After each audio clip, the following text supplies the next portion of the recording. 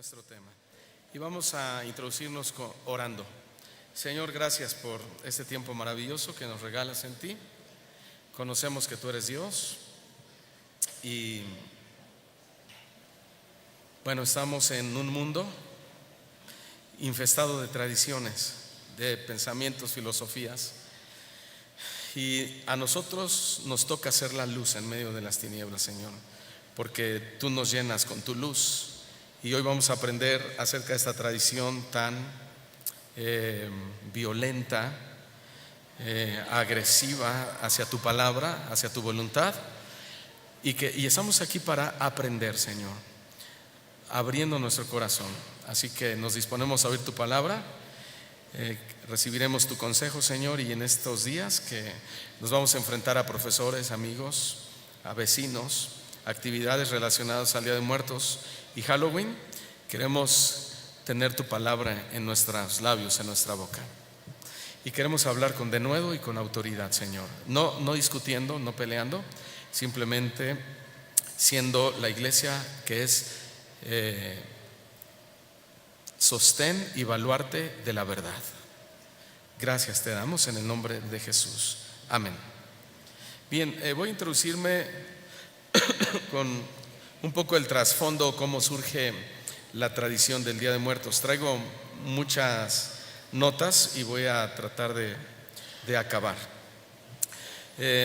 Esta tradición viene desde Egipto o los egipcios. Egipto se ha considerado como la nación con mayor historia y la más antigua, siempre.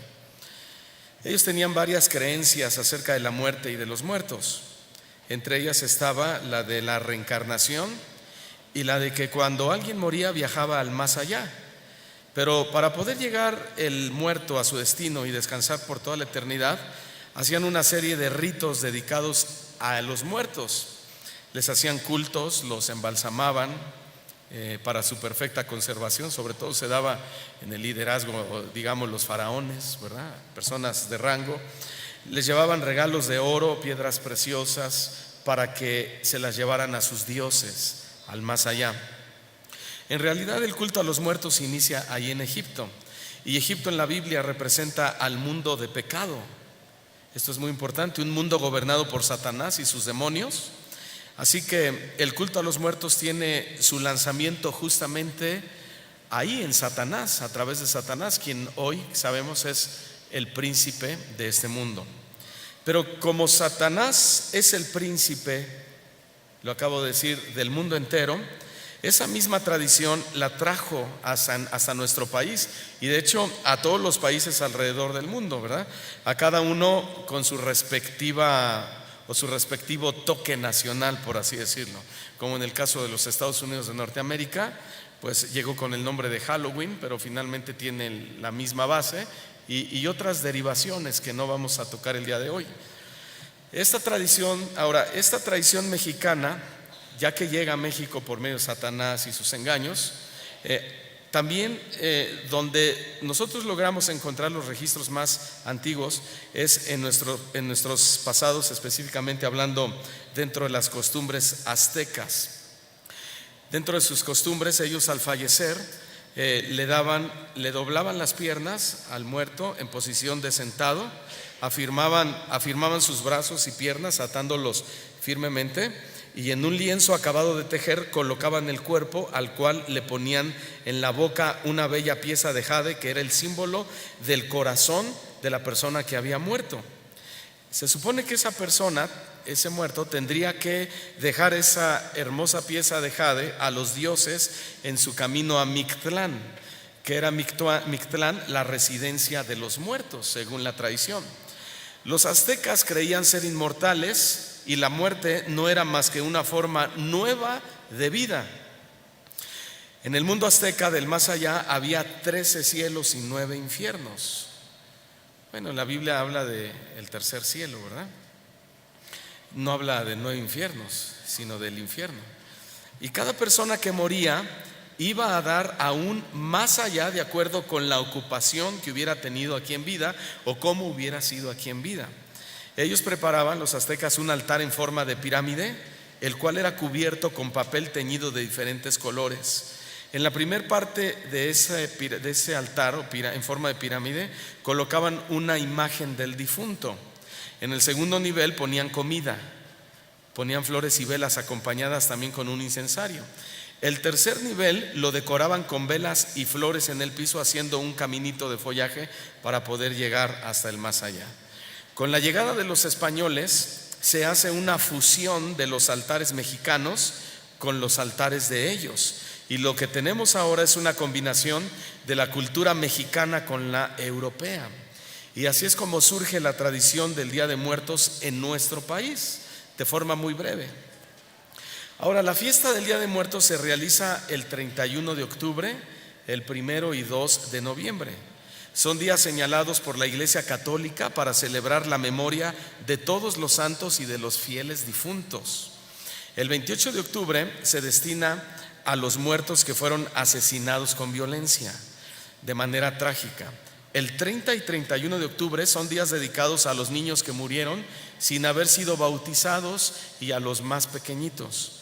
El 1 de noviembre, o Día de Todos los Santos, es la celebración de todos aquellos que llevaron una vida ejemplar, y también se celebra a los niños ese día, 1 de noviembre. El día 2 de noviembre es el llamado Día de los Muertos, y es la máxima festividad de su tipo en nuestro país. Celebración que comienza desde la madrugada con el sonido de las campanas de la iglesia y la práctica de ciertos ritos, como adornar las tumbas y hacer altares sobre las lápidas, lo cual tiene un gran significado para las familias mexicanas, porque se piensa que ayudan a conducir a las ánimas o a las almas y a transitar por un buen camino tras la muerte o después de haber muerto. Lo mismo que pensaban los egipcios, ¿se acuerdan? Cuando hacían su camino.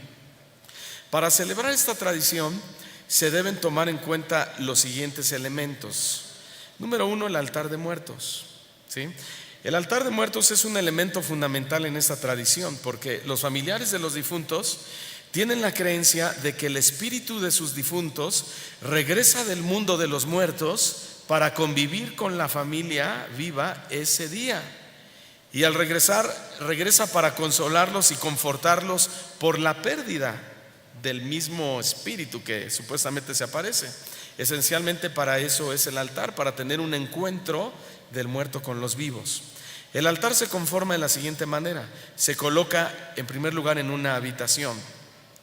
Los más comunes son de 2 niveles que representan el cielo y la tierra, pero también hay altares de 3 niveles que añaden el concepto del purgatorio.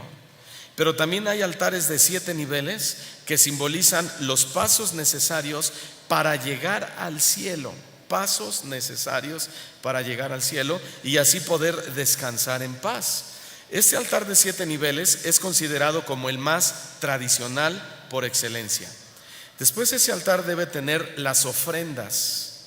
¿Y cuál es el significado? Las ofrendas deben contener una serie de elementos y símbolos que inviten, o mejor dicho, que invoquen al espíritu del difunto a viajar desde el mundo de los muertos para que conviva ese día con sus deudos. También el altar debe llevar una cruz.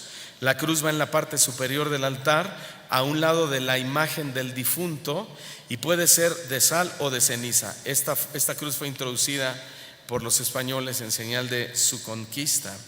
También el altar tiene que contener la foto de las ánimas del purgatorio, es decir, la foto de tu abuelito, de tu tío, de tu papá, de tu mamá, de tu hijo, de quien haya muerto, hablando en un sistema de incredulidad afuera, ¿no? Fuera del cristianismo.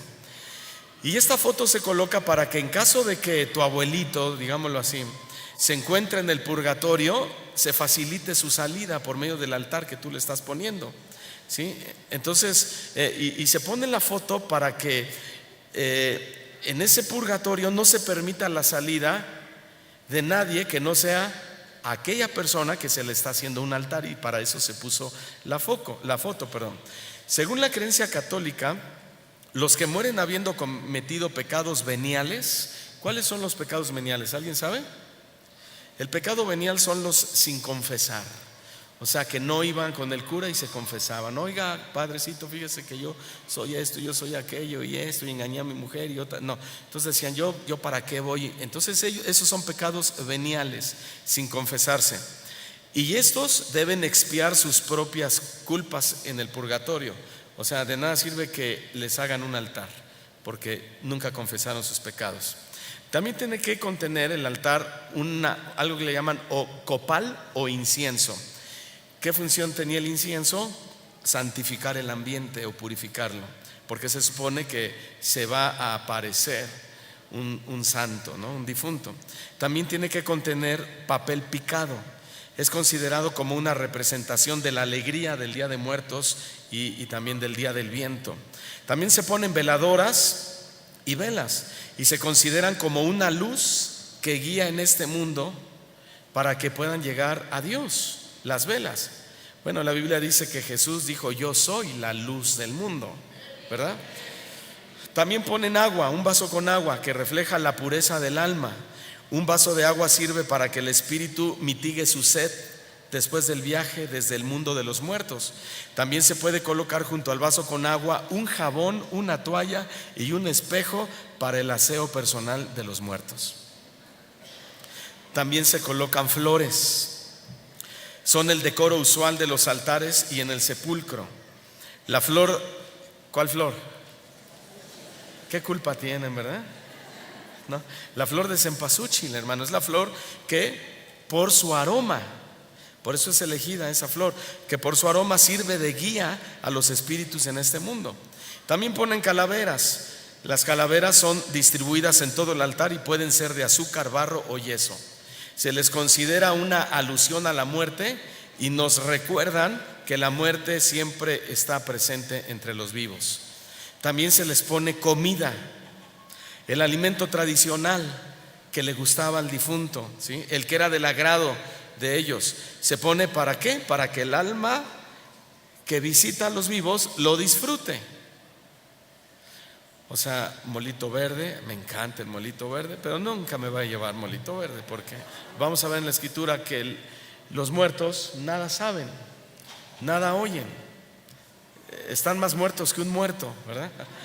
Entonces, pero les llevan su molito verde, un pozolito, tamalitos, champurrado, churros del moro, etcétera, etcétera, etcétera, para que disfruten lo que les gustaba en vida. También les ponen pan, ¿sí? Les ponen pan. El pan es una representación, ¿sabe de qué? Muchas gracias. Pero no está en forma de calaverita, ¿verdad? No, soy cristiano. Bueno. El pan, hermanos, el pan es una representación, fíjense bien, de la Eucaristía. ¿Qué es esto? O sea, del cuerpo de Cristo, el pan de muertos. Y fue agregado por los evangelizadores españoles.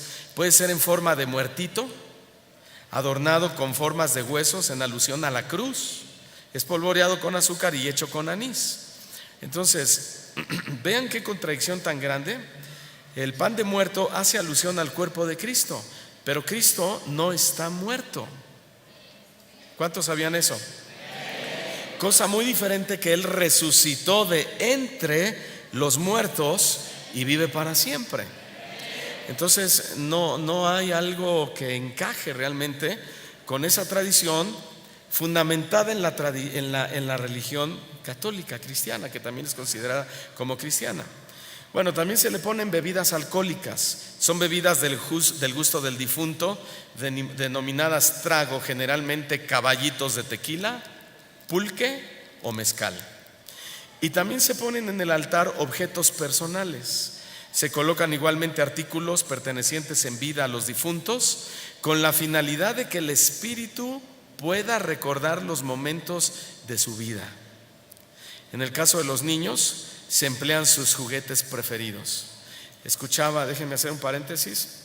Escuchaba a un pastor que testificaba que fue a visitar a un amigo de él a su casa, que lo invitó a comer, y dentro de la comida le dijo: ven, quiero mostrarte la habitación de mi hijo que murió hace 20 años. Un adolescente que había muerto trágicamente en un accidente hace 20 años.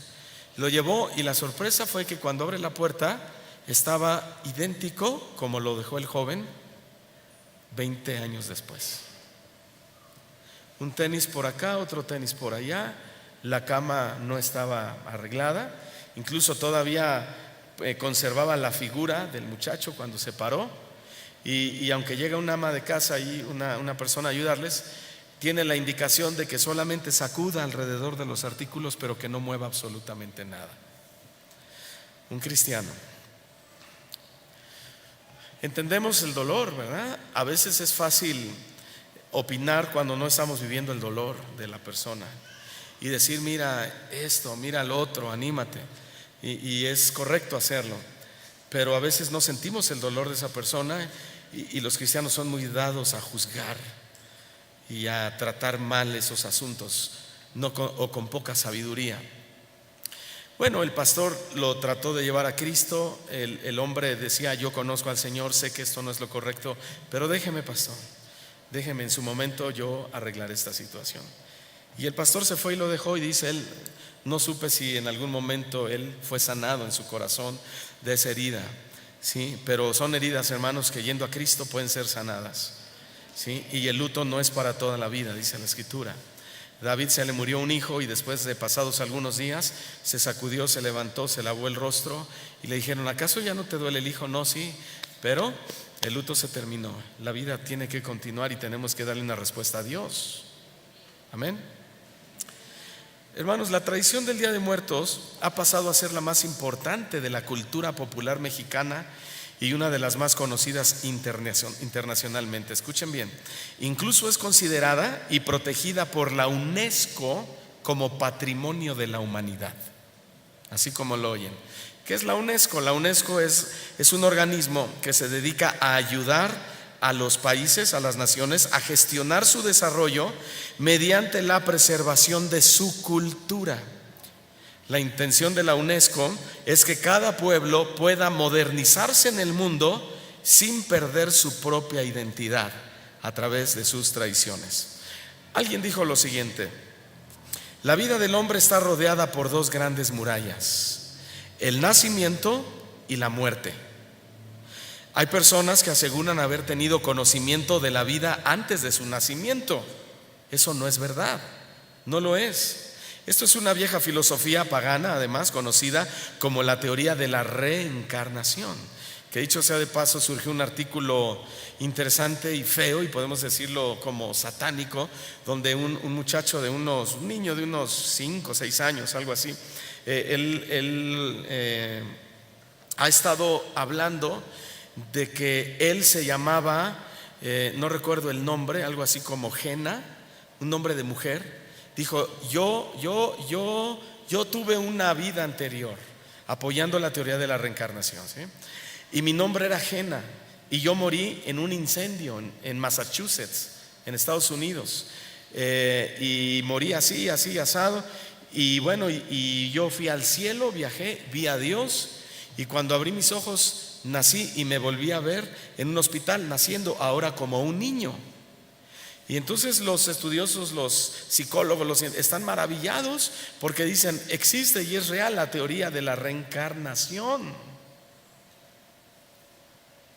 Entonces la mamá, sorprendida de esto, se va al internet y comienza a buscar si existe una mujer llamada Jena que murió en Massachusetts, no a saber qué fecha, ella solo pregunta esa información, quemada en un incendio, y sorprendentemente resulta que sí. Hay una mujer afroamericana llamada Jena en 1940 y algo o 50 y algo, donde murió quemada en un accidente. Justo lo que el niño de 5 años, que no sabe leer, no sabe escribir, no sabe usar el internet, nada, dio la información.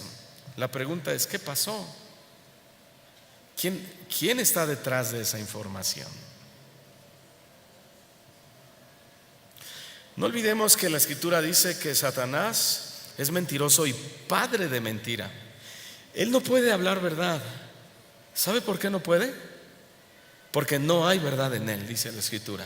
Así como Dios es amor y no puede tener un sentimiento de odio hacia ninguna persona, no puede tener un sentimiento de resentimiento, de amargura hacia nadie, porque Dios es amor. Tampoco Satanás puede hablar la verdad en ningún momento, porque no hay verdad en él. Él siempre se va a manejar a través de mentiras, y para ser más convincente, él puede llegar a tomar la verdad, ¿sí?, para mentirnos. Y ahí es donde debemos tener mucho cuidado. Decía un predicador que el mayor porcentaje de cristianos que van a ir al infierno será por falta de discernimiento, porque les manejaron una mentira como verdad, o tomaron una verdad y la hicieron una mentira, y al no discernir la creyeron y la abrazaron, sea cual sea. Hablando del Día de los Muertos, hay cristianos que todavía conservan el ombliguito del bebé ahí, y que nadie se les ocurra tocarlo, por favor, porque les mueven el tapete. O las primeras greñitas que le cortaron al bebé, ahí las tienen guardadas. El chupón ya todo podrido y ahí, pero ahí lo tienen. Hay que tener cuidado, hermanos. Solamente hay que tener cuidado. En Cristo tenemos libertad, pero estamos en una libertad dentro de un cerco. ¿Sí? Dios le dijo a Adán y Eva: puedes comer de todo árbol del huerto, menos de ese. A veces los cristianos pensamos mal de Dios y acusamos a Dios y decimos: es que Dios es injusto, Dios es malo, ¿por qué no puedo hacer esto o aquello? No, sí puedes. Sí, y mucha gente dice: ¿por qué si Dios es tan bueno está mandando a las personas al infierno? Es que Dios no manda a nadie al infierno, porque Dios es amor. ¿Me estoy explicando?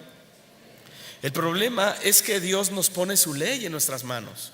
Si yo a ti te digo: te quiero regalar 1,000 pesos, ¿cuántos necesitan 1,000 pesos? Y hay 5 o 6 personas ahí que necesitan 1,000 pesos. Y yo te digo, lo pongo 1,000 pesos en mi mano y te digo: te regalo 1,000 pesos. ¿Sí? Y tú te quedas sentado en tu lugar, no vas a poder disfrutar del beneficio de los 1,000 pesos, porque para eso tienes que levantarte de tu silla, venir al frente y tomar los 1,000 pesos de la mano y llevártelo.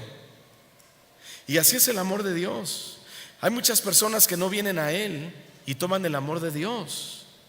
Ellos prefieren el camino de la muerte y se alejan de Dios. Y cuando se alejan de Dios, ellos solos caen al abismo, a la muerte, al infierno, a la perdición eterna. No es que Dios envió al infierno. Dios no envía al infierno a nadie. Dios es amor en sí mismo. Ese es el carácter de Dios, hermanos. Y la tradición del Día de Muertos precisamente produce eso. Ahora, yo espero que en el cristiano no, pero si hay alguno desubicado, ubíquese hoy y lleve el mensaje de la verdad a otros. Ahora, en la actualidad el mayor interés de los hombres radica en la muerte. La mayoría, incluyendo cristianos, deseamos saber qué está sucediendo en el más allá y lo que nos espera, ¿no es cierto? Los investigadores de hoy están muy ocupados entrevistando a aquellas personas que están cerca de la muerte, sobre todo a aquellos que han sido oficialmente declarados muertos y que han sido revividos en los últimos minutos. La información que se ha obtenido es muy interesante, pero también es confusa, es incierta a la vez. La mayoría de las experiencias de estos muertos que supuestamente han regresado del más allá, aunque es sorprendente, está en total contradicción con lo que la Biblia dice acerca de la muerte. Y esta es precisamente la primera reprobación de Dios hacia las tradiciones o la tradición del Día de Muertos. La Biblia nos amonesta a que no busquemos información entre los muertos, sino en Dios. Vayamos al libro del profeta Isaías, si son tan amables, capítulo 8, versículo 19. Este dulce de plano nunca se abrió, hermanos. ¿Tienes uno de los que me lo pasas ahí con alguien, por favor? Gracias.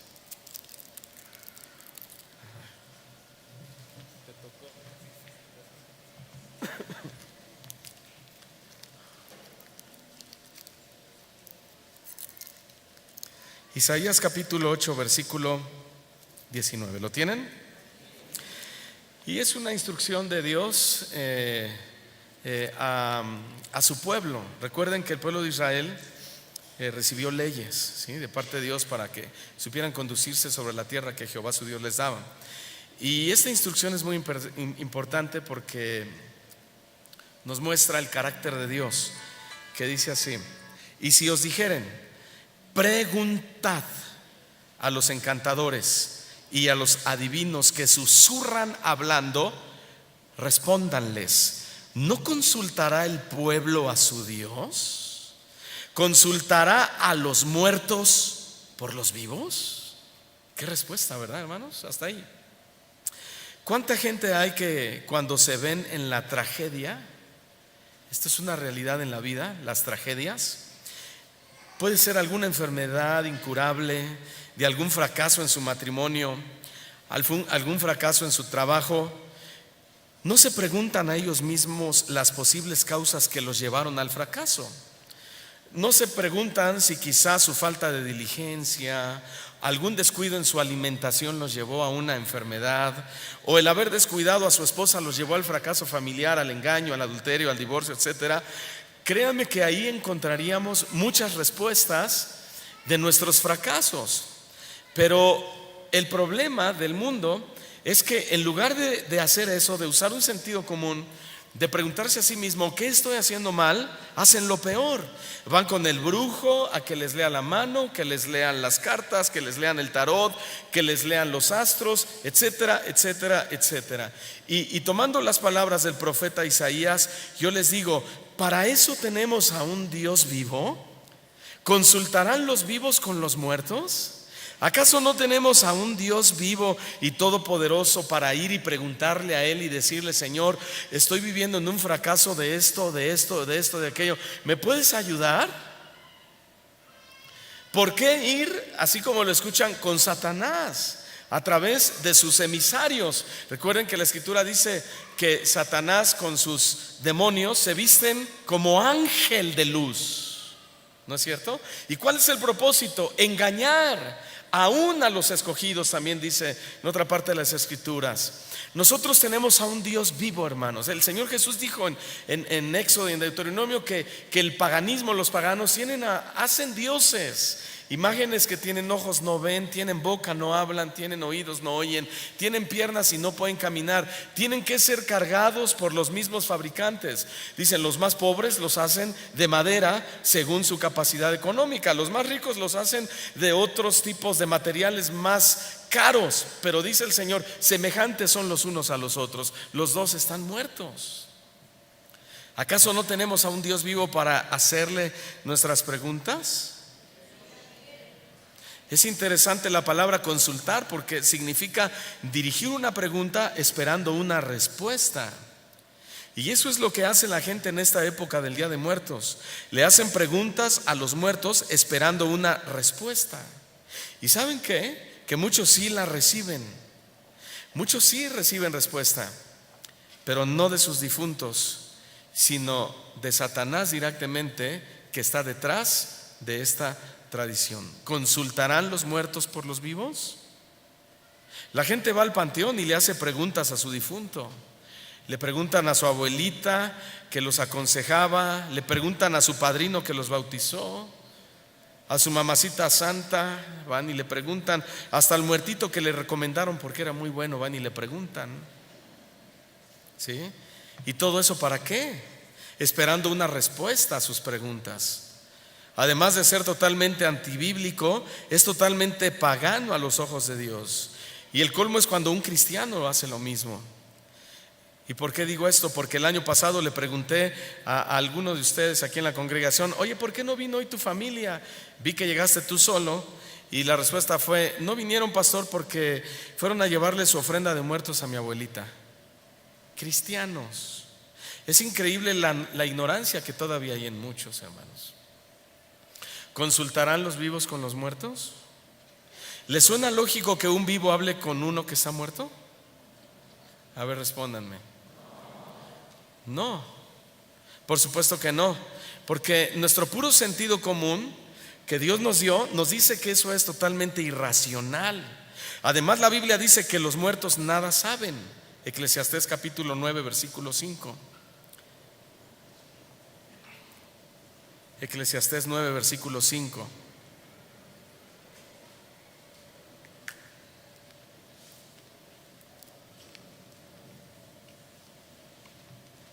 ¿Ya lo tienen?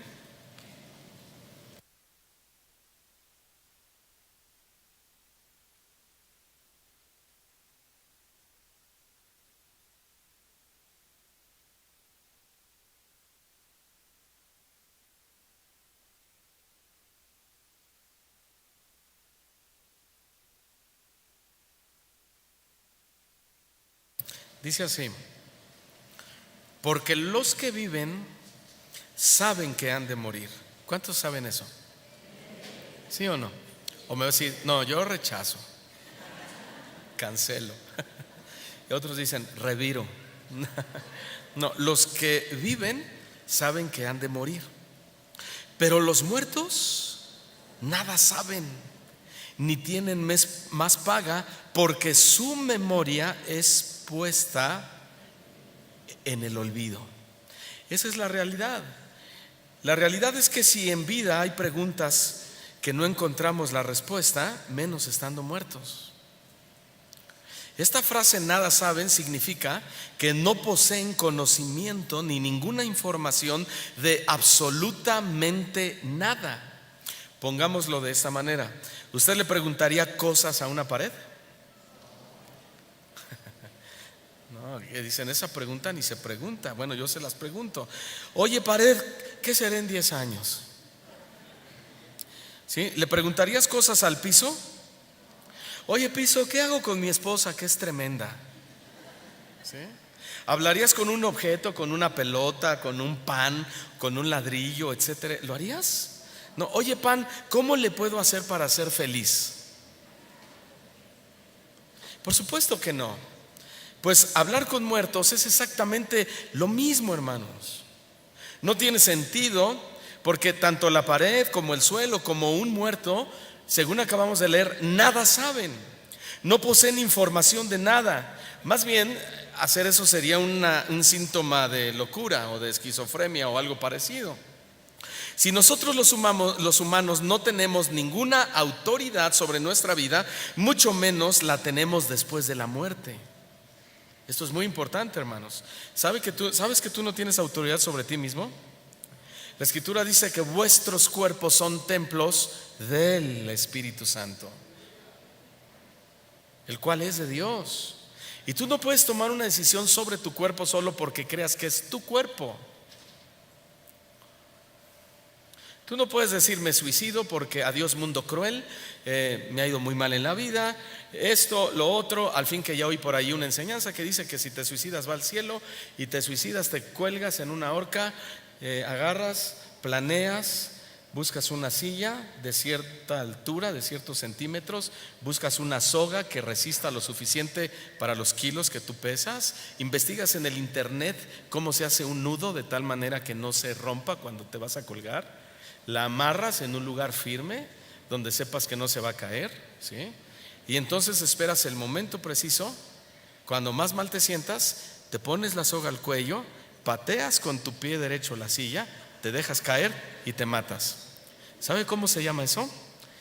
Conciencia.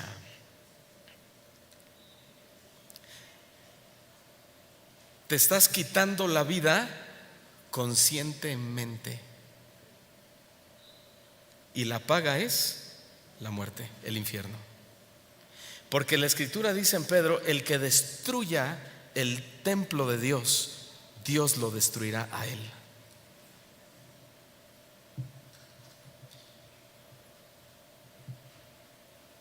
Qué tremendo, ¿verdad?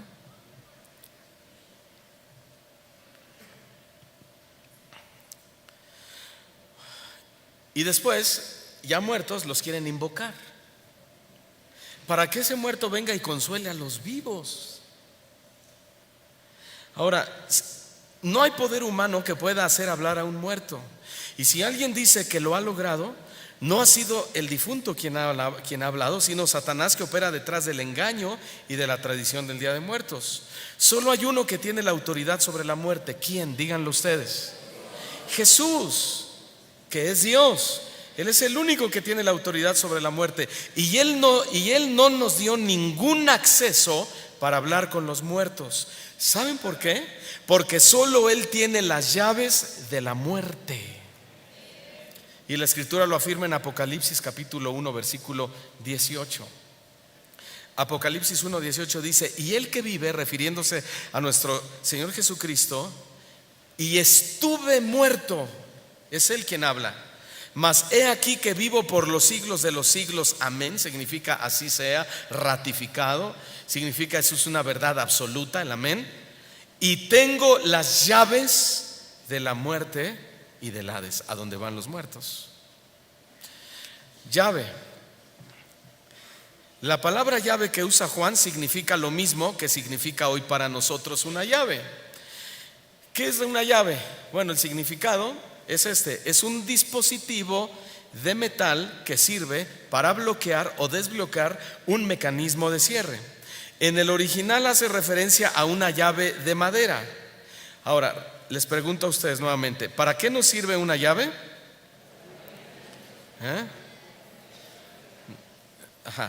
¿Para abrir o para cerrar un dispositivo, una puerta? Y cuando se abre, ¿qué? ¿Entras o sales? ¿Verdad que sí? ¿Vamos bien hasta ahí? De un lugar a otro o de un ambiente a otro. Llamémosle el ambiente de los vivos y el ambiente de los muertos. Por ejemplo, cuando quieres entrar al cuarto de tu hijo, ¿qué haces? Si está cerrada con seguro. Bueno, el cuchillo es el segundo recurso cuando no encuentras la llave. Pero primero hay que ir por la llave. ¿Por qué? Porque la llave es el dispositivo adecuado y diseñado para que entre ahí y podamos desbloquear. Entonces usas la llave, desbloqueas el seguro y entras. Y cuando entras y está tu hijo ahí haciendo lo que tú quieras, se enoja y te reclama y te dice: papá, ¿por qué entras sin tocar? ¿Y qué le vas a decir? O te dice: papá, ¿cómo pudiste entrar si cerré bien? Porque tengo la llave. ¿Sí? Y solo el que tiene la llave puede entrar, a menos que quieras entrar pateando. Y eso es lo que el enemigo quiere hacernos, que no respetemos la autoridad. En este caso la autoridad que es Dios. Y que sepamos que nosotros no podemos consultar o invocar o hablar con un muerto, porque esa autoridad le pertenece únicamente a Dios. Y en la vida hay autoridades y hay disciplina, y en la iglesia hay autoridad y hay disciplina. A veces queremos hacer lo que nos gustaría hacer o lo que queremos hacer y nos damos cuenta y no nos damos cuenta que estamos equivocados, porque toda autoridad ha sido puesta por Dios, ¿no es cierto? Así pasa con Jesús, hablando del que Él tiene la llave de la muerte y el Hades. Él puede entrar y salir del plano de los vivos a los muertos y de los muertos a los vivos. ¿Por qué? Porque Él tiene la llave. Esa llave de madera, que en el original dice, la llave usa un dispositivo de madera, no dice de metal, dice de madera. Esa llave de madera representa su muerte en el madero.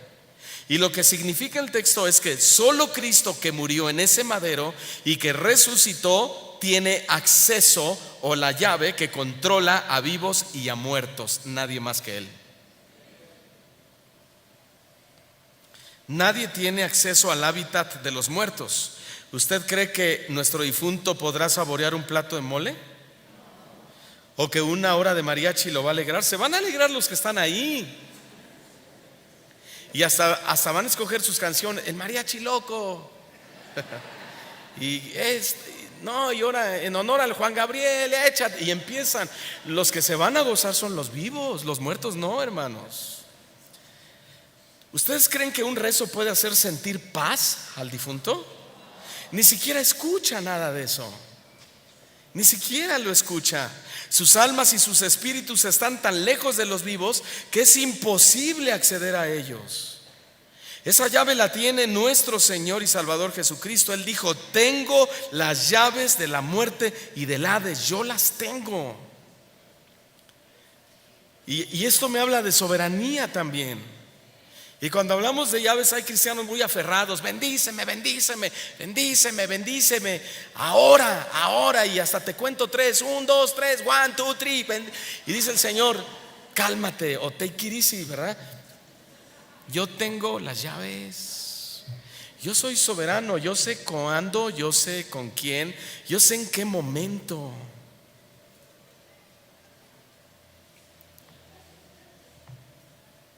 A veces el cristiano porta un llavero de llaves clandestinas que no abren las puertas del cielo, pero sí abren las puertas hacia una dimensión del enemigo, donde nos miente y nos miente y nos miente, y pasan los años y vivimos engañados. Entonces, si los seres humanos después de que mueren no tienen más oportunidad de relacionarse con los vivos, ni en apariciones, ni hablando, ni haciendo ruidos extraños, ni poseyendo a alguna persona, hay dos cosas que sucede cuando una persona muere. Eclesiastés capítulo 12, versículo 7, si son tan amables. Eclesiastés 12, versículo 7. Y el polvo vuelve a la tierra como era. Eso sucede cuando una persona muere. Vuelve a la tierra y el espíritu vuelve a Dios que lo dio. ¿Sabías que tienes un espíritu? ¿Quién te lo dio? Dios. ¿Sí? ¿Sabías que tú fuiste tomado del polvo? Éramos simple barro, hermanos, ¿no? Que el Señor por su gracia y su bondad puso soplo de vida en nuestras narices y fuimos alma viviente. Gloria a Dios por eso, ¿verdad, hermanos? Por eso Él es el único que tiene derecho de dar la vida y quitar la vida. Que nadie le reclame a Dios: Señor, ¿por qué te lo llevaste? Señor, era tan bueno. Ese es el tema de la soberanía de Dios. Entonces dice: el polvo vuelve a la tierra como era y el espíritu vuelve a Dios que lo dio. Este libro de Eclesiastés lo escribe Salomón, y Salomón está describiendo el proceso que sufre una persona cuando muere. Sufrimos la desintegración de nuestro cuerpo físico y el aliento de vida que Dios nos dio vuelve a Él, que es nuestro espíritu. ¿Por qué? Porque cuando morimos, nuestros cuerpos se van a un destino diferente y quedan desunidos entre ellos. Y al quedar desunidos, eso imposibilita absolutamente su forma de regresar con los vivos. Quedaron desunidos. El alma fue a un lado y el espíritu fue a otro lado, y el cuerpo bajó al polvo, al barro. Entonces, cuando un ser humano fallece, ¿qué sucede? Dios recoge su espíritu de su cuerpo y el cuerpo vuelve a la tierra de donde fue tomado. Lo vemos en Job capítulo 34, versículo 14. Ustedes van anotando y yo les voy leyendo. Dice Job 34, 14: si Él, o sea Dios, si Él pusiese sobre el hombre su corazón, o sea, no el corazón de Dios en el hombre, sino el corazón que Dios puso a cada uno de nosotros. ¿Qué es el corazón en la Biblia? El corazón es el alma, o en otras palabras, el asiento de nuestras emociones, ahí en nuestro corazón. Entonces dice que Dios puso sobre el hombre eso, nuestra alma, nuestras emociones. Somos seres que tenemos emociones por diseño de Dios. No es malo tener emociones. Si hace rato las hermanitas del coro se emocionaron porque estaban alabando a Dios y empezaron a danzar y a brincar, y yo creo que no faltaría uno que otro que estaban diciendo: mira, estas hermanas ya están en la carne. No, no están en la carne. Es doctrina bíblica también, ¿sí? El punto es ser sobrios y prudentes, ¿sí? Y no irnos al descontrol o al desorden total de algo que ya no glorifica a Dios, porque la alabanza y la adoración debe glorificar a Él, ¿sí? Entonces dice así: si Él pusiese sobre el hombre su corazón y recogiese Dios así su espíritu y su aliento, ese es nuestro espíritu. Verso 15: toda carne perecería juntamente y el hombre volvería al polvo. ¿Quién puso el alma y el espíritu en la persona? Dios. Y cuando morimos, ¿quién recoge esa alma y ese espíritu? Dios. Entonces, ¿podemos recibir información de ellos, de los muertos? No. ¿Por qué? Porque todo su ser desapareció, quedó desintegrado y quedaron desunidos. Lo que hace que una persona pueda pensar, hablar, comer, manifestarse, moverse, ¿qué es? Es la unidad, o es la unión del alma y el espíritu y el cuerpo que Dios nos dio. Pero al morir, Dios recoge esa alma y ese espíritu, y el cuerpo queda totalmente desintegrado en la tierra. Estas tres partes del hombre, cuerpo, alma y espíritu, terminan en tres lugares diferentes y muy apartados el uno del otro. El cuerpo se disuelve en la tierra. El alma va a otro lugar donde está en espera de ser llevada a juicio, ya sea para salvación o para perdición. Y el espíritu vuelve a Dios que lo dio. Ese espíritu lo recibió Adán cuando Dios sopló en su nariz. Por eso Él es llamado el Padre de todos los vivientes, de todos nosotros. Y a través de Él recibimos el mismo Espíritu de Dios. Eso lo dice Génesis 2, versículo 7. Entonces Jehová Dios formó al hombre del polvo de la tierra y lo forma, y quedamos como muñecos de barro sin vida. ahí parados en la tierra.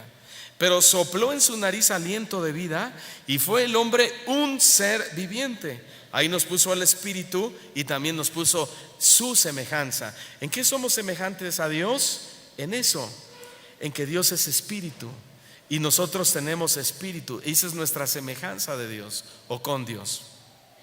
¿Lo ve? Entonces es un grandísimo absurdo pensar que podemos comunicarnos con los muertos llevándoles flores y diciéndoles cuánto les extrañamos, porque ya Dios les recogió su alma y su espíritu y están en lugares separados y muy, muy, muy lejos de nosotros. Hermanos y amigos, el tiempo para dar flores es en vida. ¿Sí? El tiempo para dar flores, para llevarlos a comer a su restaurante favorito. Si es el Tox, llévalo al Tox. Si es el Vips, llévalo al Vips. ¿Sí? Llévalo. Hablarles el tiempo, el momento para hablarle bonito a tu esposa, a tu esposo. El tiempo para pedir perdón por el maltrato que se dieron se terminó cuando una persona muere. Se terminó. Ellos están separados de la vida y ya nada pueden hacer. Esas actitudes, más que acciones, son actitudes. Debemos hacerlas en vida. ¿Sí? Y es en ese sentido que es imposible que podamos comunicarnos con ellos, y mucho menos ellos con nosotros en forma de espíritu o de lo que sea. El espíritu, que es quien mueve al hombre, ni ha quedado en pena, ni mucho menos en algún purgatorio. Entonces, ¿dónde quedó? Volvió a Dios, quien lo dio. Eclesiastés 12 versículo 7 dice que el polvo, Eclesiastés 12, 7, y el polvo vuelve a la tierra como era. Pero el espíritu vuelve a Dios que lo dio. ¡Fum! Sube hasta el cielo, hasta la presencia de Dios, mejor dicho. Quiero leerles un artículo católico romano que hay en la red. El artículo se llama ¿Podemos orar por los difuntos? Y dice así, lo expresa un joven apasionado católico: queridos hermanos, les voy a contar un caso que me sucedió hace algún tiempo. Un día se murió un amigo mío que en cuanto a religión no era ni de una ni de otra. Unas veces iba a misa y otras veces iba al culto de los evangélicos. Cuando murió, los cristianos lo velaron con muchos cantos y alabanzas, y al día siguiente lo llevaron al cementerio. Pero como era amigo mío, quise ir al cementerio a orar por él. Una vez allá le pregunté al pastor si me dejaba hacerle un rezo, y me contestó: el difunto era oveja de nuestro rebaño y nosotros no le rezamos a los muertos porque a estas alturas de nada le sirven las oraciones. Total que no me permitieron rezarle y tuve que contentarme con orar en silencio. Dice este joven: ¿qué dice la doctrina católica acerca de esto? Los católicos reconocemos que la Biblia dice en Hebreos 9:27 que después de la muerte viene el juicio. También reconocemos lo que la Biblia dice en 2 de Corintios 5:10, que después de la muerte viene un juicio particular donde cada uno recibirá conforme a lo que hizo durante su vida mortal. Pero también reconocemos, y es doctrina católica, que en el juicio final se destinará a cada persona a una de estas tres opciones: cielo o purgatorio o infierno. La doctrina católica dice que las personas que en vida hayan aceptado y correspondido al ofrecimiento de salvación que Dios nos hace y se hayan convertido a Dios y que al morir se encuentren libres de todo pecado, se salvan. Pregunta, yo les hago una pregunta: ¿puede alguna persona morir libre de pecado? Si ni siquiera cuando venga Cristo y nos arrebate, seremos arrebatados en un estado de pureza o santidad. Para eso dice que nuestro cuerpo se va a transformar en las nubes, ¿sí? Y vamos a adquirir un cuerpo glorificado como el de Cristo, porque el cielo no hereda, carne y sangre, y mucho menos pecado. ¿Sí? El Señor no concilia con el pecado, por eso seremos transformados. Por eso es que una persona no puede morir libre de pecado. Todos somos pecadores desde que nacemos. Eso es el pecado original. Y para respaldar su doctrina, ellos citan Mateo 5:8, que dice: bienaventurados los limpios de corazón, porque ellos verán a Dios. Y a eso se refieren cuando dicen: sí hay limpios en la tierra, sí hay gente sin pecado que cuando muera va a ir directa al cielo. ¿Sí? Aquí hay un error de interpretación grave y enorme, porque cuando Jesús dijo bienaventurados los de limpio corazón, no hablaba de personas que iban a morir libres de pecado, sino de personas que no mezclaron su fe con falsas doctrinas ni falsas tradiciones. Esos son los de limpio corazón. Y lo vemos en el Salmo capítulo 24, versículo 3, que dice así el salmista: ¿quién subirá al monte de Jehová? ¿Quién? ¿Quién puede llegar al monte de Jehová? ¿Quién estará en su lugar santo? Versículo 4: el limpio de manos y puro de corazón. ¿Quién es el limpio de manos y puro de corazón? El que no ha elevado su alma a cosas vanas. Ahí está. No es el que nunca pecó, sino el que no, ¿cómo dijimos? No concilió. ¿Qué comunión tiene la luz con las tinieblas? O la copa de Dios con la copa de Belial. Es eso. Esos son los limpios de corazón, los que están luchando constantemente, resistiendo. Dicho sea de paso, el próximo domingo voy a hablar de la guerra espiritual. Muy importante este tema, porque veo que tenemos muchas personas nuevas en la congregación y tenemos que recordar algunos temas importantes. ¿Sí? Y vamos a ver la verdad sobre la guerra espiritual, la verdad bíblica de cómo hacer guerra espiritual. Entonces, dice que el limpio de corazón es el que ha elevado su alma a cosas vanas, el que no ha elevado su alma a cosas vanas. Y aquí entran todas las tradiciones y costumbres del mundo, como el Halloween y el Día de Muertos. Porque hoy tenemos una gran variedad de cristianismo. Decía el pastor Chivo Olivares: cristianismo a la carta, ¿verdad? Al gusto del cliente. ¿Sí? Entonces hay ya cristianos que les gusta el Halloween y lo celebran, porque es un cristianismo al gusto del cliente, pero no es un cristianismo bíblico, lo cual es muy grave, porque al final en aquel día muchos le dirán esto, y yo les diré: no, ni siquiera los conozco, porque su doctrina no concilió con mi doctrina. Hablaban de mí, predicaban de mí, pero no vivían de acuerdo a lo que ustedes enseñaban. Y hablo de todo. Ahora, la Biblia también dice que no hay ni siquiera un santo, ni hay un justo, ni siquiera sobre la tierra. No hay ni siquiera uno que busque a Dios.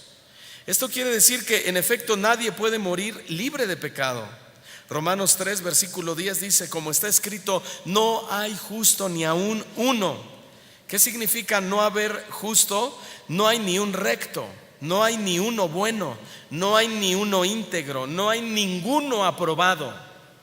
Hoy nadie puede pararse en un púlpito y decir: hermanos, a mí me dijo Dios que yo soy un justo, o sea, por mí, por mis propias obras o por mi santidad. Porque sí somos justos en Cristo, en la justicia de Dios.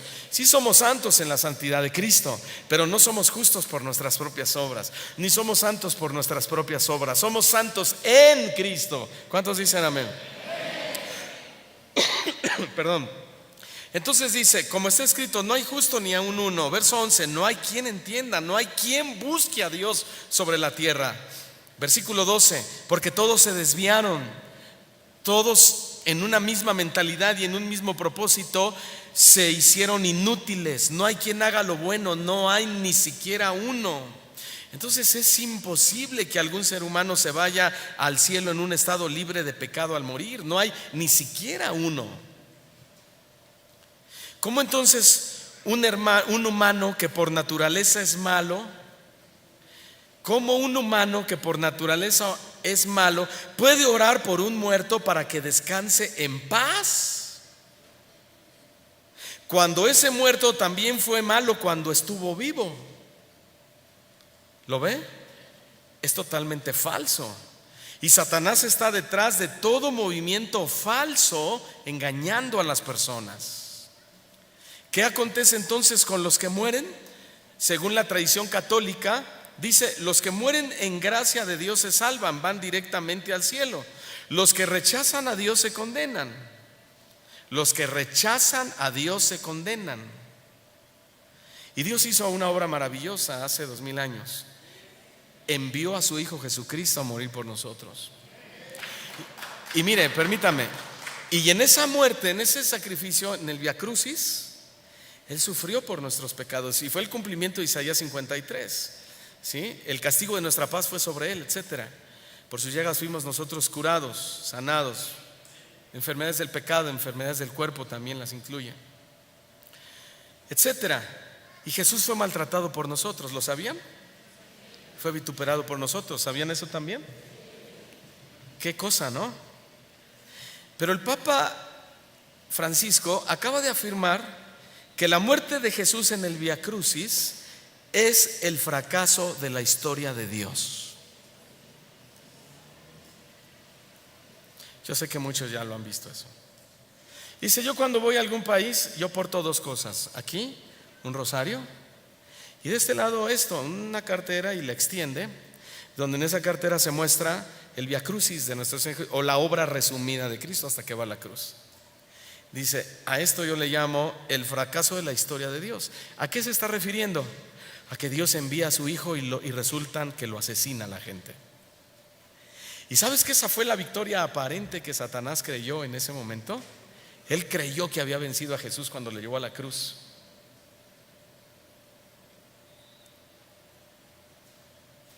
Pero Jesús en la cruz decía: perdónalos, perdónalos. Y al de al lado le decía: hoy estarás conmigo en el paraíso. El cumplimiento del Vía Crucis y de la obra de Cristo aquí en la tierra fue sobrenatural, fue divino y fue en favor a cada uno de nosotros. Y yo no veo ningún fracaso de Dios ahí, todo lo contrario. Ahora sí, dele fuerte el aplauso al Señor.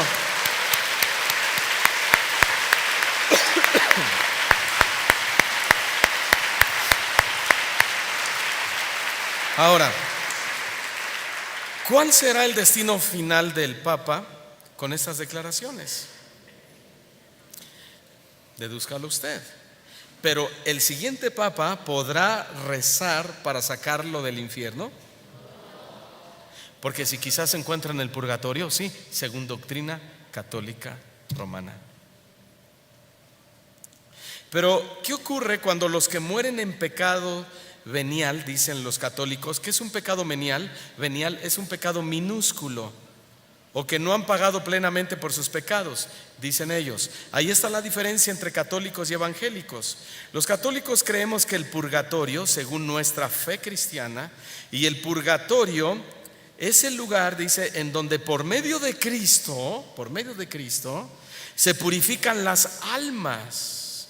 O sea, no la purificación viene por el lavamiento de la sangre de Cristo, no, sino por el purgatorio dando permiso a Cristo.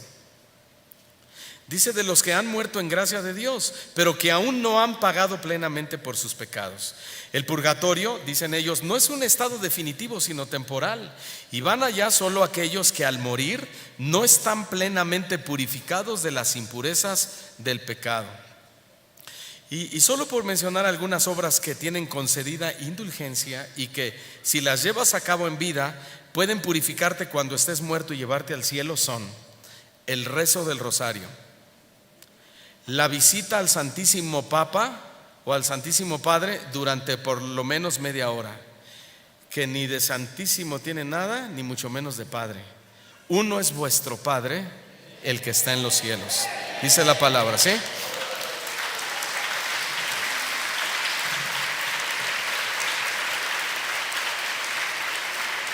Otra obra que les da concedida indulgencia y que puede purificarlos estando en el purgatorio a los muertos es recibir con devoción la bendición del Papa, aunque sea solo por la radio. Visitar el cementerio orando por los difuntos del 1 al 8 de noviembre, ni un día antes ni un día después. Asistir a la adoración de la cruz el Viernes Santo. La oración a Jesús crucificado los viernes de Cuaresma. Y rezar públicamente en la fiesta del Sagrado Corazón. Bueno, estas son solo algunas de las obras indulgentes que te pueden purificar estando muerto, e incluso si estás en el infierno, sacarte y llevarte al cielo. Ahora bien, dice la Iglesia Católica, según los cristianos, no hay purgatorio porque no figura en la Biblia. Según los cristianos, nada más porque no está en la Biblia no creen en el purgatorio. Somos bien malísima onda, ¿verdad? Pero yo pregunto, ¿debemos los cristianos o los creyentes creer o practicar tradiciones que agreden violentamente a las verdades fundamentales de la Biblia? ¿Debemos? ¿Todos?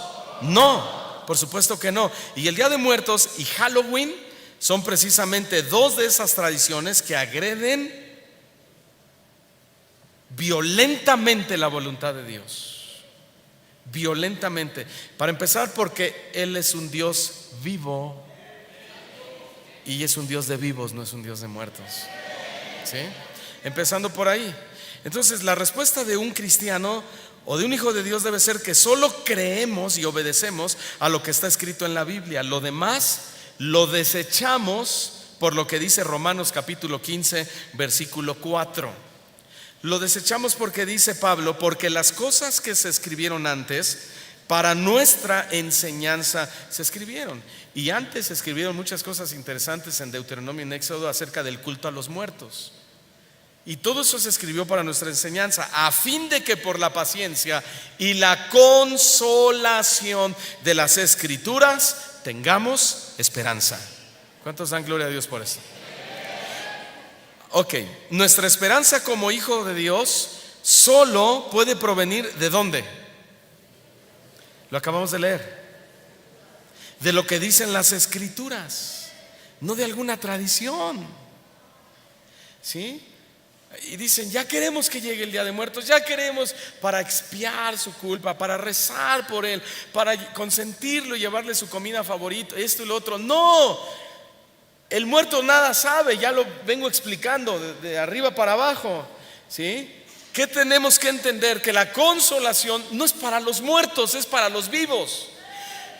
Y los vivos vamos a recibir la consolación estando muertos por medio de la Escritura, de lo que dijo la palabra, enfáticamente hablando de las promesas de la salvación y de la vida eterna por medio de nuestro Señor Jesucristo.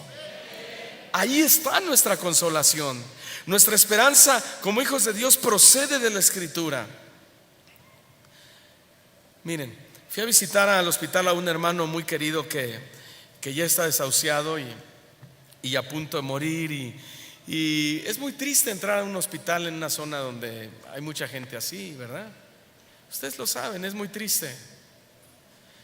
Oyes sus quejas, ves sus rostros, ¿sí? Sin consolación, sin esperanza. Los ves llorar, ves su tono de piel. Es muy triste estar ahí, hermanos. Y al final ese hermano muy querido dijo: pastor, si muero, no importa. No importa, voy a extrañar a mi familia, sí, pero estaré mucho mejor con Dios que aquí en la tierra. ¿Y sabe qué? Esa es la consolación por las Escrituras que nos habló el apóstol Pablo. Que un hijo de Dios no llora con las mismas lágrimas que llora un inconverso. No sufre como uno que no tiene a Dios en sus vidas. Pablo lo dijo con toda claridad: el morir sería ganancia. Si vivo, dice el canto viejito, si vivimos para Dios vivimos, y si morimos para Dios morimos. Sea que vivamos o que muramos, del Señor somos. Eso es lo que dijo Pablo. El vivir es Cristo y el morir sería ganancia. Y en otra de sus epístolas claramente dijo: yo quisiera estar con Dios, lo cual sería mucho mejor que estar aquí, pero todavía tengo que cumplir un propósito aquí en la tierra que Dios me ha encomendado, y eso es predicar su evangelio.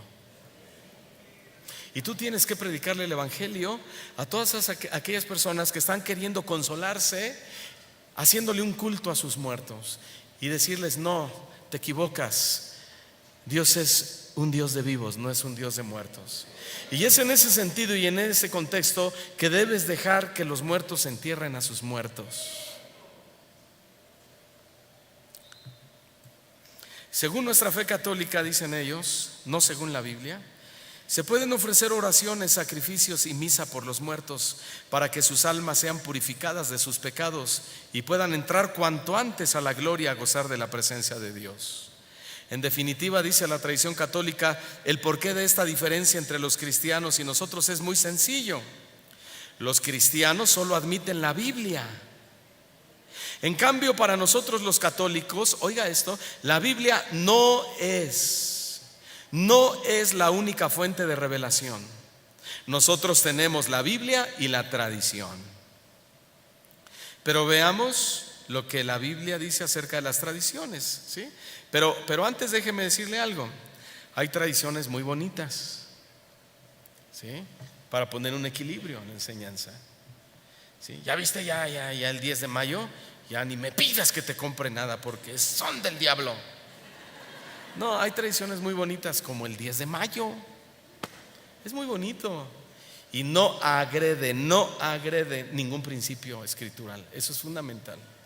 Hay tradiciones muy bonitas como el Día del Niño también, o el Día del Padre, la Navidad, que significa nacimiento. Y son bonitas, ¿por qué? Pues varias cosas. Son ocasiones donde podemos acercarnos a la familia y además aprovechar y predicar la palabra de Dios. Pero así como hay tradiciones bonitas, también hay tradiciones feas que hacen a Dios a un lado y promueven mentiras y engaños, como el Día de Muertos. Y toda tradición, por muy bonita que parezca, si pone a Dios a un lado, es mala.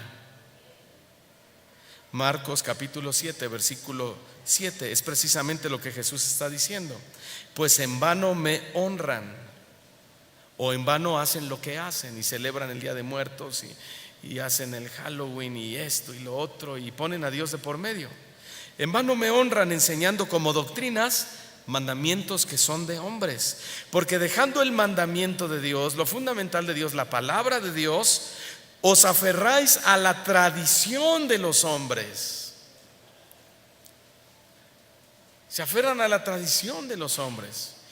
Incluso en la iglesia hay tradiciones malísimas, hermanos. Hace tiempo nosotros tuvimos algunos problemas aquí en la iglesia porque queríamos llenar la iglesia de adelante para atrás y que no se sentara uno por allá y otro por acá y que quedaran como salero. Entonces algunos me propusieron, dije, no, pastor, hay que llenar de adelante para atrás. Y dije, ok, vamos a poner ese orden. Pero ese orden no nos funcionó, porque en lugar de que trajera orden, trajo contienda. Entonces el que llegaba temprano y que quería sentarse aquí, como fue el primero en que llegó, lo mandaban hasta la orilla. Y empezó a haber crítica y murmuración. Y yo le dije, ¿saben qué? Vamos a quitar ese orden en esta iglesia, porque no tiene nada que ver con el orden bíblico. No edifica a nadie, al contrario, está destruyendo. Si llega temprano alguien, que se siente donde quiera, para eso llegó temprano, punto. Y se vuelve tradición. Pero a veces dicen, no, es que aquí hay autoridad. ¿Autoridad o autoritarismo? Que son dos cosas muy diferentes. A veces no hay libertad, sino imposición. Pero en la iglesia tiene que haber orden. Y dentro del orden tiene que haber flexibilidad, pero tiene que haber orden también. Y de esa manera nos relacionamos bien y glorificamos a Dios. Entonces, ni es tanto que queme al santo, ni tanto que no lo alumbre.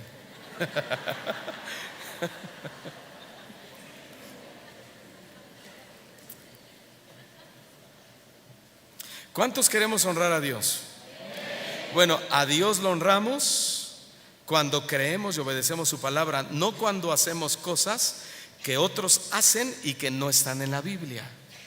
Y el culto a los muertos es eso. La gente cree que está honrando a Dios, pero en realidad lo están deshonrando.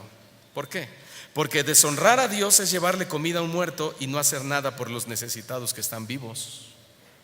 Deshonrar a Dios es llevarle flores a un muerto y no llevárselas a tu esposa en vida en lugar de tratarla mal. Deshonrar a Dios es orarle a un muerto y no orar por las necesidades de los vivos. Eso es honrar en vano a Dios. En el lenguaje del Antiguo Testamento, la frase "en vano me honran" tiene un sentido impactante. Es dar mal uso en nombre de Dios. Jesús está diciendo que toda tradición que se haga en el nombre de Dios, sin estar debidamente amparada por las Escrituras, es vana. Es vana.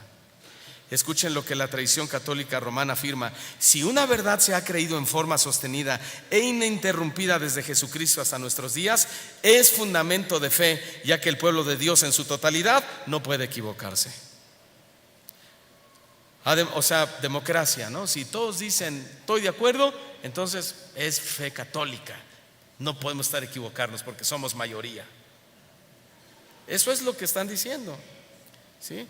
Es el mismo, dicen ellos, además es el mismo caso de la asunción de la Virgen a los cielos, que dicen que si bien no está en la Biblia, la tradición cristiana la ha creído y celebrado desde los primeros tiempos, por la que se convierte también en un fundamento de fe. Hermanos, creer que los muertos hayan sido buenos o malos, siguen teniendo una conciencia y sentimientos por el cual pueden sentir el dolor de las llamas del fuego del infierno, o el gozo de la gloria del cielo, o el tormento del purgatorio, y que por esto tienen nociones de todo lo que pasa en el planeta Tierra, son solo algunas de las enseñanzas fundamentales del espiritismo. Y el espiritismo está metido en muchas iglesias cristianas también. ¿Y saben en qué tema? En el tema de la guerra espiritual, que lo vamos a ver a partir de 8 días. ¿Sí? La tradición del Día de Muertos enseña que los espíritus de los muertos están conscientes y por eso pueden venir a la hora que los invoquen los vivos. Pero vamos a ver algunos textos de la Biblia que refutan esta creencia. Hebreos 9:27, usted apunta y yo se lo leo. Hebreos 9:27. Y de la manera que está establecido para los hombres. Digan todos, está establecido.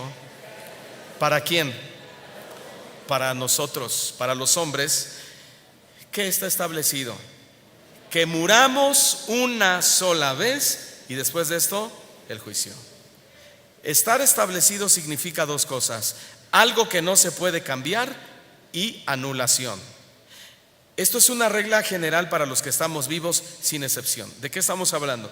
Que los muertos no pueden venir a la tierra y por lo tanto, si los vivos los invocan, tal invocación, según el significado que es nula, toda invocación es anulada por Dios. ¿Por qué? Porque ya quedó establecido que todos vamos a morir una sola vez y después de eso el juicio. Nuestros 3 cuerpos se desintegran y se van a lugares diferentes. Ahora, aún Jesucristo fue hombre y solamente podía morir una sola vez. ¿Por qué? Porque así ha sido establecido para los hombres, que mueran una sola vez, y Jesucristo fue hombre.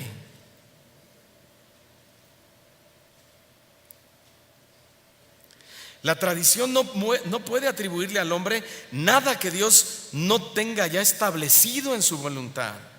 Y entonces, si los muertos no pueden regresar, ¿en qué estado se encuentran realmente? Eclesiastés 9, versículo 5, ¿lo anotan? Eclesiastés 9:5. ¿En qué estado se encuentran realmente los muertos si no pueden regresar?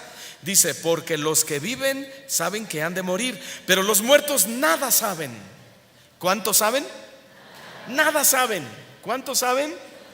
Y si tú le dices: oye, muerto, ¿cuánto es 1 más 1? Y te dice 2, no te contestó el muerto, te contestó un espíritu de engaño. Porque los muertos nada saben, ni eso saben.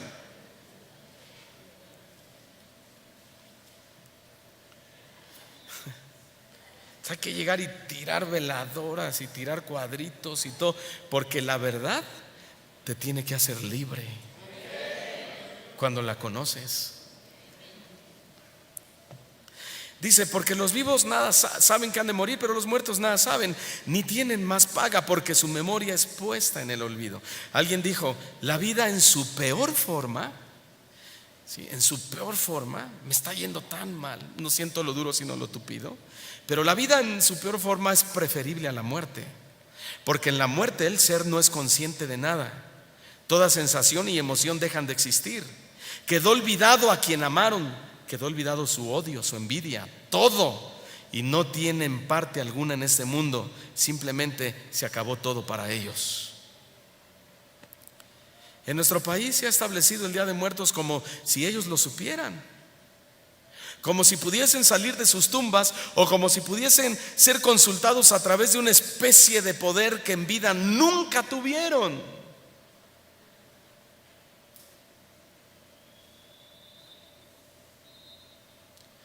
En Deuteronomio 18:10 dice: porque esto es abominación. ¿Qué es abominación? El verso 10 dice que no haya entre nosotros quien haga pasar a su hijo por el fuego, etcétera. No haya encantador, adivinos, ni magos, ni quien consulte a los muertos, porque es abominación para con Jehová cualquiera que hace estas cosas. Y por estas abominaciones Jehová tu Dios echa a estas naciones de delante de ti. Perfecto, versículo 13, serás delante de Jehová tu Dios. Perfecto no significa sin pecado y sin errores, significa irreprensible. Que no haya un dedo que te señale y que te diga: hey, tú eras cristiano, ibas a la congregación, pero bien que te veíamos que ibas a la tumba con tus flores, con su música, con tu pancito, a hacerle una ofrenda a un altar. Llámese cual sea. O te vi que sacaste a tus niños a pedirles calaverita. Sí, ay, es que mi niño tiene ganas. Mira, ahí donde nosotros vivimos, salen todos los chavitos. Pero ya nosotros ya tenemos nuestra estrategia, ¿verdad? Nos vamos desde temprano y llegamos lo más noche que podamos. Y me los llevo al McDonald's o al parque, a donde sea, ¿sí? Y les enseñamos, retomamos el tema. Y la Miss le bajo un punto, pues si quiere bájele 3, pero no voy a vestir de bruja, ni de Gasparín, ni de zombie a mi chavo, ¿sí? No participamos de esas cosas porque violentan los principios de vida que se encuentran en la voluntad santa y perfecta de Dios, y que para Dios eso es blasfemo, como lo acabamos de leer. Ya di el consejo, ya no me hagan fila. Pastor, ¿qué le digo a la Miss? Ya le dije, ¿sale? Abominación en griego es toeva. Deme 5 minutos y termino, ¿sí, hermanos? ¿Sí? Abominación en griego es toeva, que significa, ¿sabes lo que significa algo abominable? Sí, asquerosidad de idolatría. Así que consultar a los muertos rebasó la barrera del paganismo y Dios la calificó como una asquerosidad.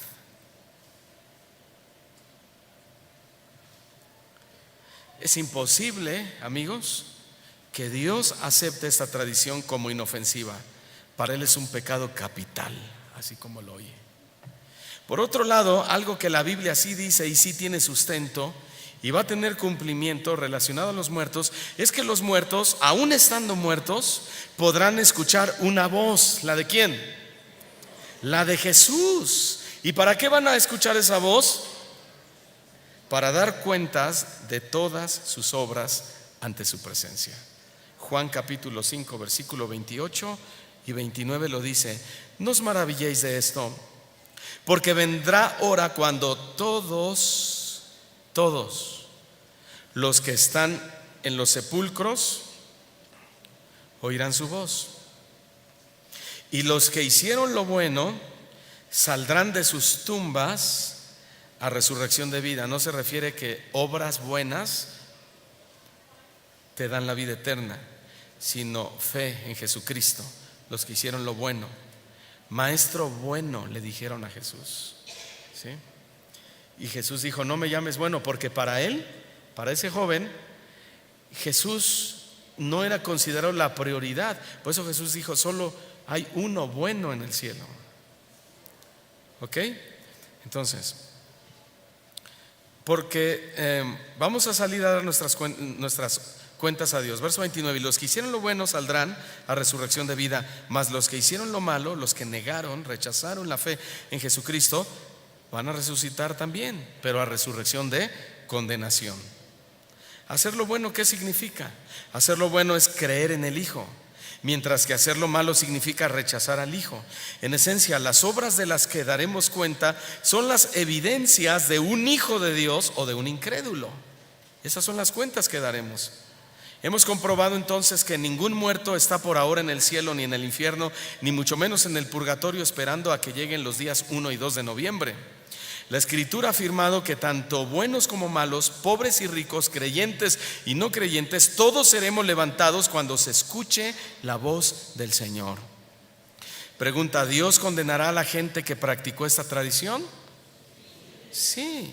Dios nunca va a condenar a alguien de algo que Él no le haya advertido previamente. Y precisamente las Escrituras ya lo venían advirtiendo. Finalmente, el paganismo, la idolatría y cualquier tradición que esté fuera de la Biblia es abominación para Dios y será castigada severamente. Apocalipsis 18:4, y después leo otro versículo y terminamos.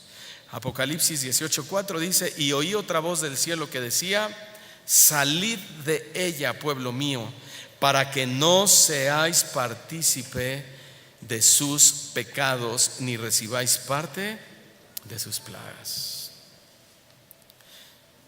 Hay lugares inapropiados para un cristiano que no debería estar ahí. Un cristiano no debería estar en un antro. Amén. No, un cristiano no debería ir a un antro. Un cristiano no debería ir a un sepulcro a llevarle flores a un difunto. Un cristiano no debería aceptar la tradición de Halloween en su hogar y hacer que sus hijos salgan y pidan calaverita. Un cristiano no debe permanecer en una congregación donde no le están enseñando la palabra y se han convertido mandamientos de hombre, haciendo a un lado la doctrina de nuestro Señor Jesucristo. Hay lugares donde el cristiano no debe estar. A eso se refiere: salid de ellos, para que no sean partícipes de sus pecados, ni reciban parte de sus plagas. Entonces, el mensaje que Juan nos escribió consiste básicamente en que abandonar todo sistema de tradiciones que agreden su voluntad antes de que el propio sistema sea destruido y sea demasiado tarde. Tenemos que abandonar nosotros, no sea que el sistema sea destruido y dentro del sistema seamos destruidos nosotros también. El Señor no tiene tratos con el mal, no tiene tratos con el diablo. Y vuelvo y repito: y si tú eres un cristiano que porque algún cristiano famoso dijo que no tiene de malo celebrar el Halloween y por eso tú quieres celebrar el Halloween, salte del sistema antes que ese sistema sea destruido juntamente contigo. Y primera de Juan 2 verso 15 dice así: no améis al mundo ni las cosas que están en el mundo, como las tradiciones.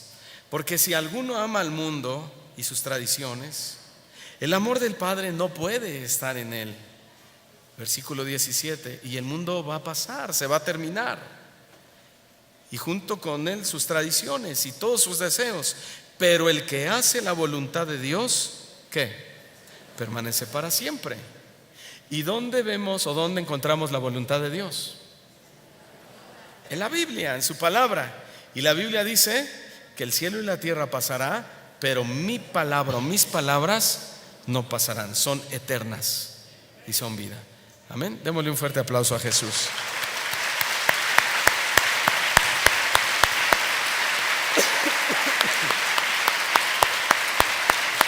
Gracias, Señor Jesús. Oremos. Ore, oh Dios, usted en sus palabras, además de darle gracias al Señor, pídale de su gracia para que esta enseñanza la lleve en sus labios a otras personas. ¿Sí? Esto es lo importante de recibir el alimento, de no guardarlo, sino compartirlo y llevarlo con otros. Y el mundo se está perdiendo, se está cayendo a pedazos, hermanos, y los cristianos tenemos la solución. Solo tenemos que ir y llevarles esa solución que es Cristo. Yo te animo y te exhorto en Cristo a que cuando salgas de este lugar de inmediato empieces a pensar a quién le vas a llevar este mensaje. Y no le vas a dejar el CD, tú se lo vas a dar. Y al final le puedes dar el CD si quieras, pero tú se lo tienes que compartir. Oremos. Gracias, querido Jesús, porque tú eres luz, tú eres vida, tú eres transparencia, eres claridad, tú eres amor, eres virtuoso, eres poderoso, pero también eres exigente para vida. Y tú nos das tus palabras para que a medida que pasan los años vayamos adquiriendo cada vez mayor libertad, porque conoceréis la verdad y la verdad nos hará libres. Y hoy hay muchos que somos libres, pero habrá algunos que no lo son y que no te conocen todavía como nosotros y que hoy vinieron de visita. Señor, libéranos, sálvalos por el poder de tu palabra. Sigan orando ustedes, por favor, cada uno en su lugar, en su espacio. Díganle al Señor: dame